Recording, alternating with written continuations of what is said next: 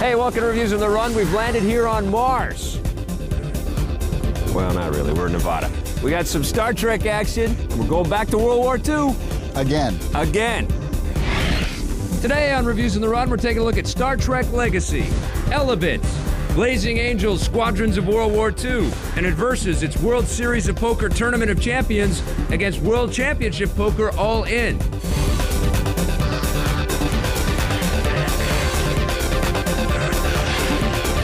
Some of the games we look at on Reviews on the Run are intended for a mature audience. Please pay attention to each game's ESRB rating.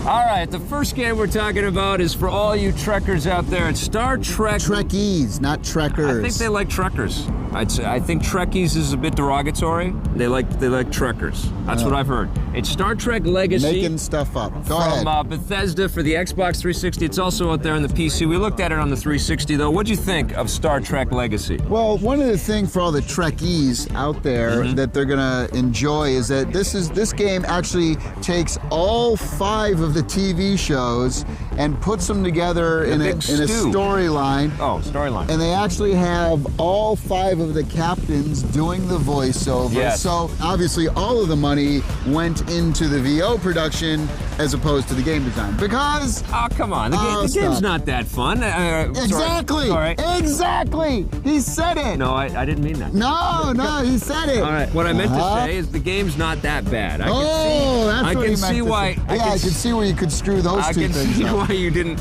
enjoy it that much. This doesn't have the Tommy Tallarico stamp of approval all over it. It feels like it's not the kind of game you would get into. Well, but I actually enjoyed it. You can have up to 4 different ships in your team, basically.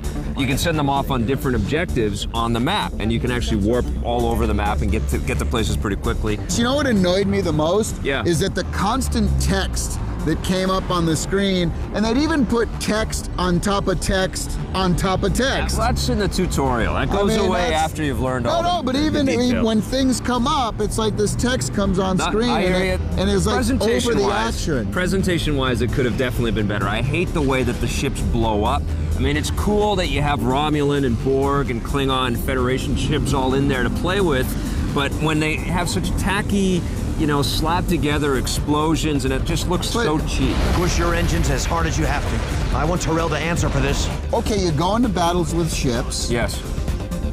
And that's it. And that's pretty much the experience, and it gets repetitive really quick. Yes. And for Star Trek, which has this amazing, all these different universes. I know, I thought that too. Give me some more mini games. Let me go down on the planet and let me bang a green chick or a purple broad or maybe, rub a tribble on my pants or something. Or fight a guy in a big giant gorilla suit or something like that. I know. Why not make it like most of all the Star Wars games and X-Wing fighter games, where you can actually, give me full-on control of the ship and let me just start blasting stuff away and put me through an asteroid field and let me have to navigate through it. Well, Star Trek's not fast-paced, Give me some action-adventure stuff like that, because, just telling a ship to go and kill that guy and, go and use these. I mean, you feel more like a captain, yes, but the fun is taken out of it. I agree. It almost would have been cool if they actually put you inside the Enterprise and you could walk around and go visit the guys in the engineering and visit people in the weapons systems and stuff like that, and actually, get a sense of being inside the ship.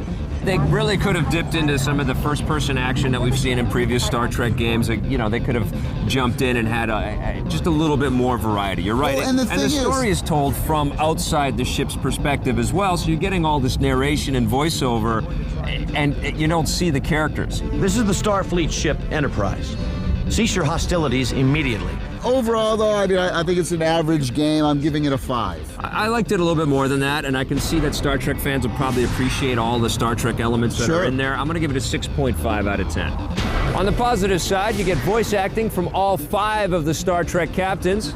You get to play with Klingon, Federation, Romulan, and Borg ships. Getting online and playing some multiplayer is fun.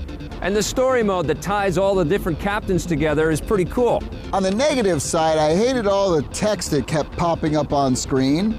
We were really disappointed that it didn't show some more inside the ship type of perspectives. And overall, the gameplay is just a little too slow for me. I would have loved to have had it be more of an action-style game.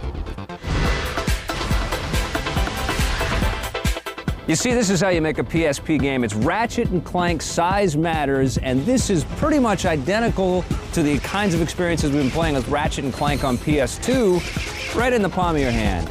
Beautiful graphics, you get the characters, the voice acting, the same kind of presentation polish that you get in the Ratchet console games in the PSP version. Lots of variety in the gameplay. This is one of those games where it's like death to crates. You're killing lots and lots of crates all over the place. Some of the weapon controls and stuff like that, not quite as fluid without the right analog thumbstick in the mix, but it still works pretty well. The cameras are pretty smart. All in all, I'm very impressed. I'm finding this incredibly addictive and very hard to put down, which is great. It's just great game design. They really, they mix it up and give you something new to enjoy. So it's not just like following one trail and then you're stuck doing the same thing for a long time. This is a classic PSP game. I'm giving Ratchet & Clank Size Matters 9 out of 10. Hey, don't go away. Tom and I are going to be right back with a review of Elebits for the Wii.